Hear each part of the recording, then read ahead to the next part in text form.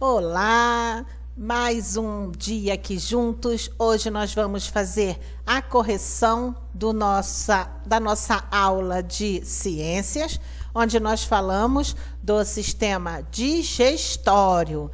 Nós já estudamos os ossos, os músculos, agora nós vamos entrar dentro desse organismo, estudando outras partes dessa máquina. Muito bem, no sistema digestório, nós sabemos que é onde ocorre a digestão. Muito bem. Hoje eu estou um pouco rouca.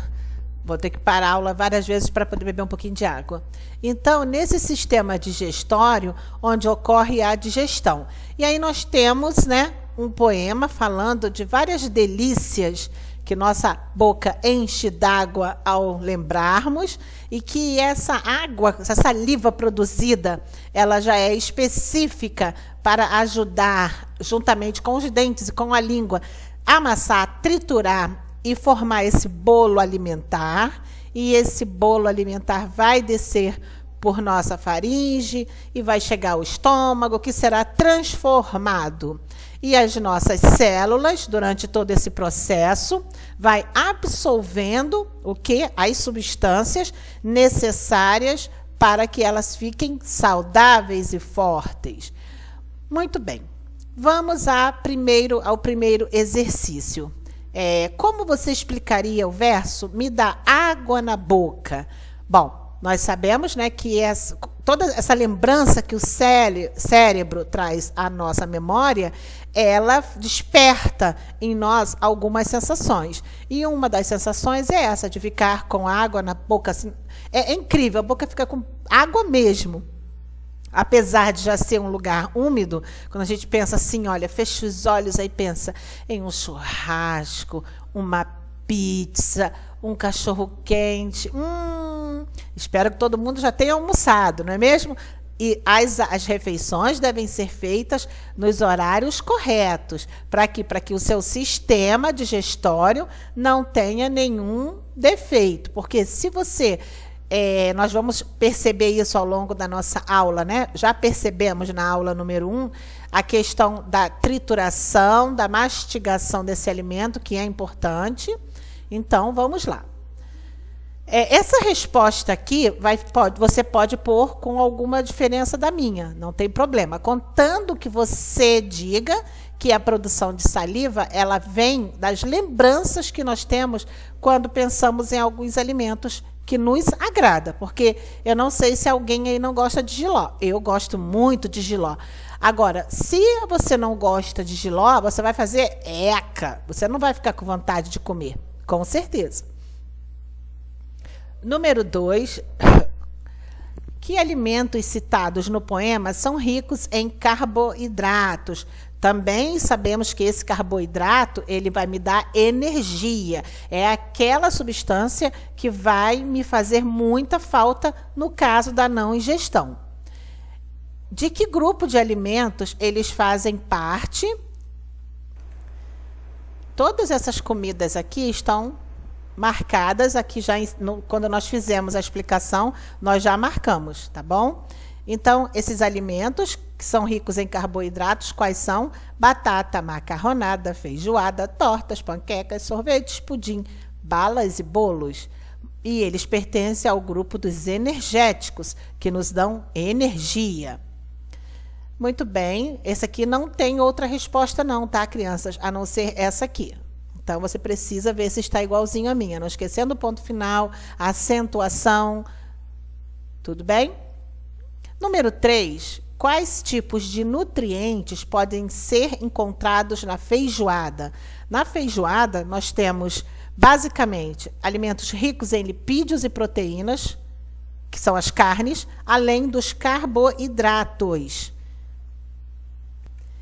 E a feijoada, ela é muito forte. Vocês percebem que ela tem vários tipos de alimentos. O feijão, que é um carboidrato, nós temos a couve, que também tem muita vitamina C, temos as proteínas, que são as carnes, e é um alimento, uma refeição bastante forte. Também ela é acompanhada com laranja, com ovos, tá ok? Boa feijoada aí para quem for fazer. Não esqueçam de me convidar, hein? Bom, e aí também tem uma pergunta aqui, perguntando, né, se alguém já foi ao médico dessa especialidade.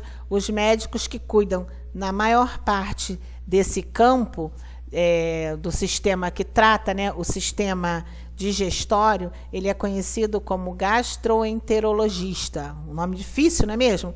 Gastro significa estômago e entéreo significa intestino. Então, assim, o estudo de partes ligadas ao intestino. Algum de vocês já se consultou com uma especialidade dessa? Também é importante lembrar que são vários órgãos, né, que se incluem nesse sistema. Por isso, a gente pode também encontrar especialista em cada um deles.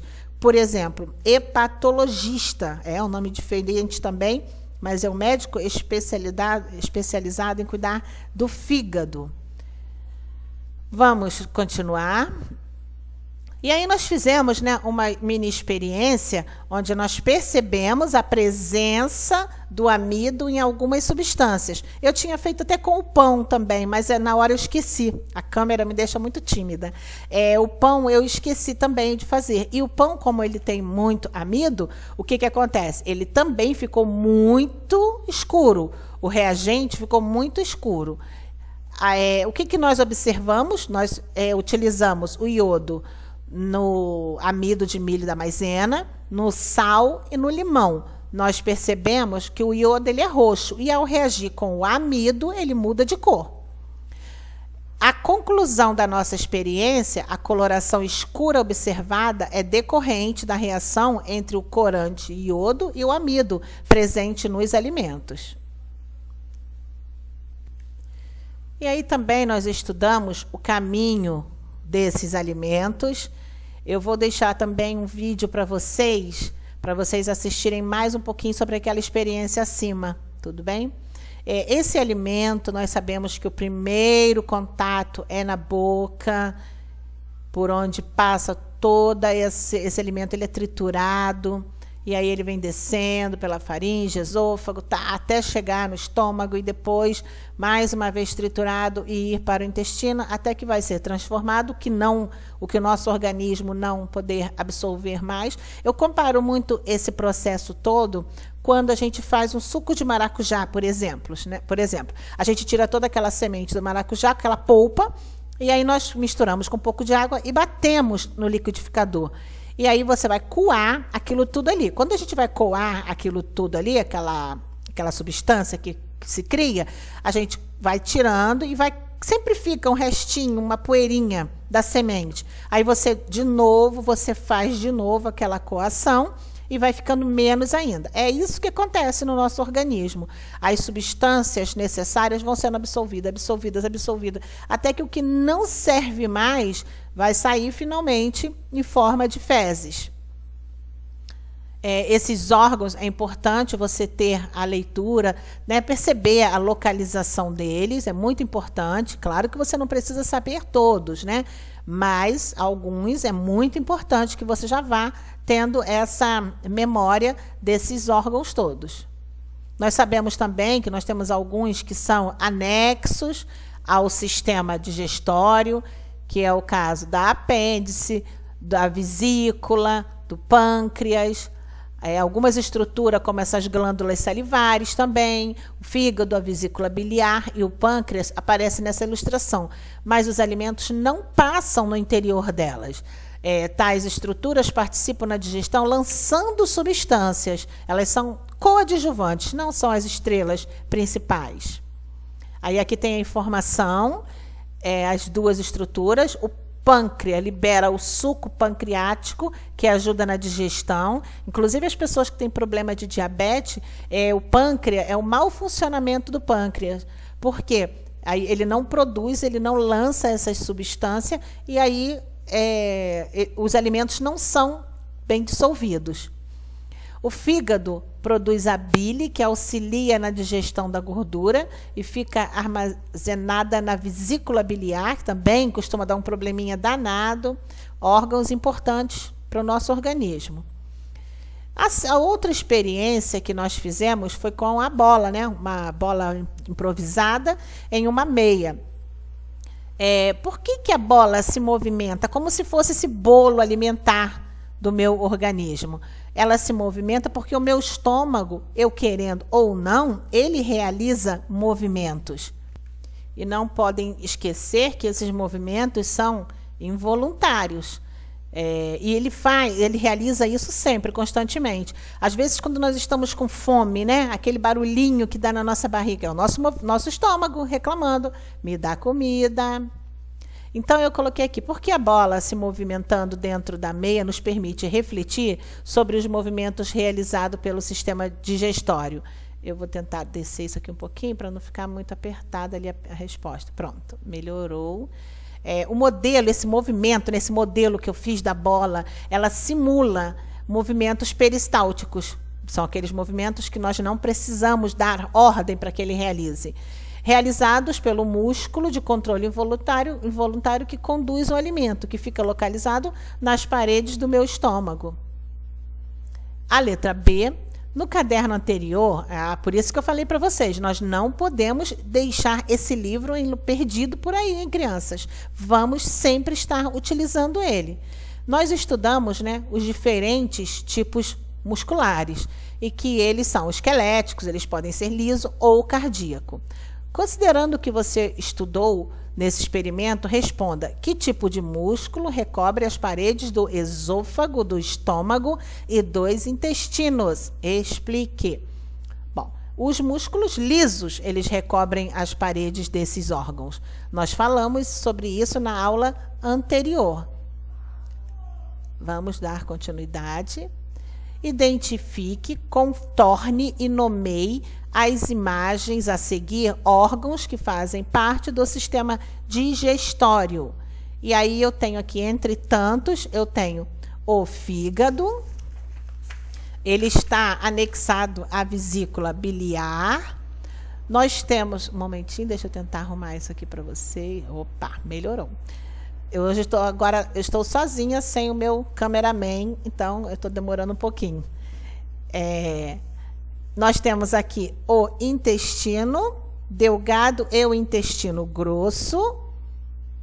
Intestino delgado e esse aqui intestino grosso. E nós temos o estômago, que é formado aqui pelo esôfago, estômago e o intestino delgado. Já dá a saída para o intestino delgado. Os órgãos, eles são interligados entre eles, ok? Espero que vocês tenham acertado. Eu acredito que vocês, olhando os vídeos, vocês estão conseguindo resolver os exercícios. Eu fico feliz, que eu fico já imaginando o rostinho de vocês falando: tia, com toda a dificuldade, nós estamos aí. Eu queria até no meio dessa aula mesmo fazer assim, um agradecimento a vocês, mães, que eu sei que são, poxa vida, parceiras, companheiras, está dividindo comigo e com o seu filho esse momento tão angustiante.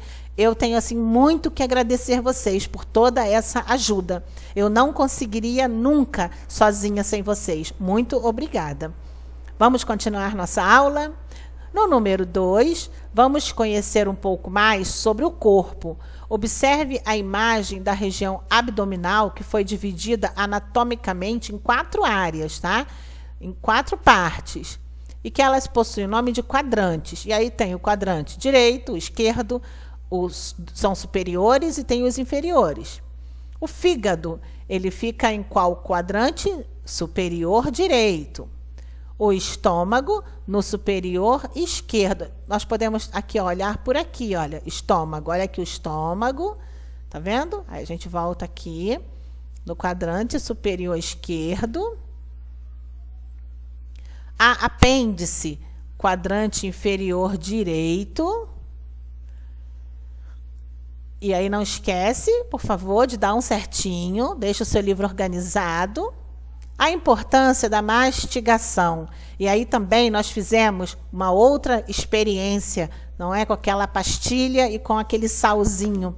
o sal de frutas, né, que dissolve de forma muito mais rápida. Os dois são efervescentes, mas o que não estava muito quebradinho, demorou muito mais para se dissolver.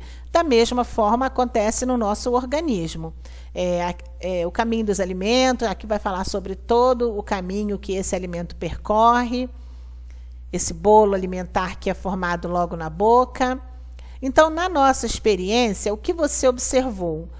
O copo com a pastilha dissolveu de forma mais demorada, não é? Mais compacto, logo demorou mais. Ou seja, um alimento mais compacto, ele vai demorar mais. Você observa uma coisa, quando você come uma sopa, você fica com fome, a tendência é você ficar com fome mais rápida do que se você comer uma feijoada. Se bem que eu gosto muito de sopa. Compare o que observou no experimento com o processo da mastigação e explique a importância da mastigação adequada dos alimentos. O comprimido em pó, ele se dissolve mais rapidamente que o comprimido inteiro. Mostra que a alimentação deve ser bem triturada para que o seu organismo absorva de forma mais rápida, né, essa substância necessária ao bom desenvolvimento das células. E agora nós temos aqui falando da digestão no estômago e no intestino delgado, que esses movimentos, juntamente com os líquidos que é lançado nesse bolo, ele vai dissolvendo mais e mais, até esse alimento já ser muito triturado, onde as células, que são microscópicas, piquititinhas, possam absorver esse líquido extraído desse alimento. A primeira atividade, mas a primeira, o intestino delgado, que mede cerca de 6 metros, é a região mais longa de todo o tubo digestório. Como é possível que ele caiba dentro do corpo humano, não é mesmo? Na verdade, se a gente for parar para pensar, nós ficamos bem encucados com muitas perguntas. Apesar dele ser realmente grande, né, 6 metros, o intestino delgado ele cabe nessa região porque ele não fica todo esticado, gente. Ele fica enroladinho, um enrolado no outro. E ele também é muito elástico. Você pode colocar assim com uma outra visão, mas lembrando disso, que ele fica nessa região e porque ele fica, né, enroscadinho. Número 2, você acha que é possível engolir um alimento mesmo estando de cabeça para baixo? Justifique sua resposta. Não gostei dessa pergunta aqui. Não gostei. Acho muito estranha. Não, mais uma vez eu vou lembrar vocês, não tentem esse tipo de brincadeira. É muito perigoso, mas é possível sim a gente engolir um alimento, mesmo se eu tivesse de cabeça para baixo, pois os pedaços de comida, eles percorrem o sistema digestório pela ação. A dificuldade vai ser só você engolir, o primeiro momento. Depois que você engolir, ele vai passar direto. Só que até pressão mesmo parece que atrapalha. Ok? Bom, então aqui parou a nossa correção. Nós fizemos um vídeo com as experiências. Eu gostaria de ter feito ele assim mais demorado, mais pausadamente, mas infelizmente eu não consegui, porque eu tenho um tempo mínimo de vídeo. Mas eu fiz em 3 partes para vocês, fiz o vídeo, depois eu fiz todas as explicações e agora a correção. Eu espero que vocês estejam conseguindo resolver os exercícios. Por favor, eu vou tentar fazer todas as experiências que tiver nesse livro. Só as que forem realmente impossíveis eu não vou fazer. Aqui precisar muito da participação de vocês. E aí nós vamos ter que aguardar o nosso retorno. Mas eu estou acreditando que em breve isso vai acontecer. Tudo bem, meus amores? Vamos continuar unidos, um apoiando o outro. Na próxima aula, nós vamos dar continuidade às ciências. Não deixe nenhuma atividade em branco, tá bom? Um beijão no coração de vocês. Fiquem com Deus. Até a próxima aula.